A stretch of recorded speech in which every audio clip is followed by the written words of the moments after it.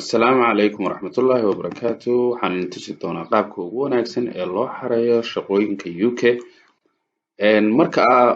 Waxaad samaynaysaa linkiga waxaan idiin soo dhigi doonaa laga xareeyo shaqada commentiska hoose.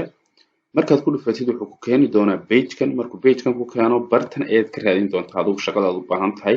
magaceedana waad ku qori doontaa. Tusaale ahaan oo kale anigu imika waxaan u baahanahay in aan qabto solar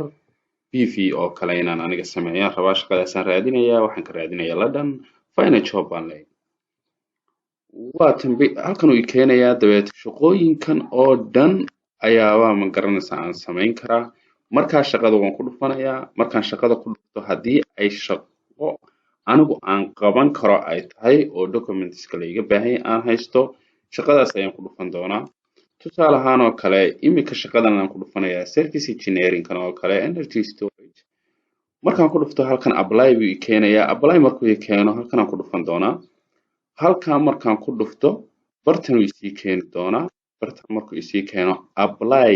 for this job baan kusii dhufan doonaa markaan halkaa ku dhufto halkan ayaan haddaba ku qori doonaa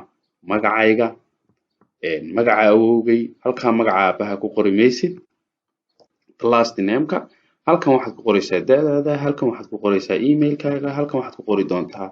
telephone number-kaaga halkan waxaad ku qori doontaa location-kaaga shaqooyinka markaad xareynaysidna way kala duwan yihiin qaar baan kuu soo saarayn waxan oo information ah oo keliya kuu soo saaraya CV-gaaga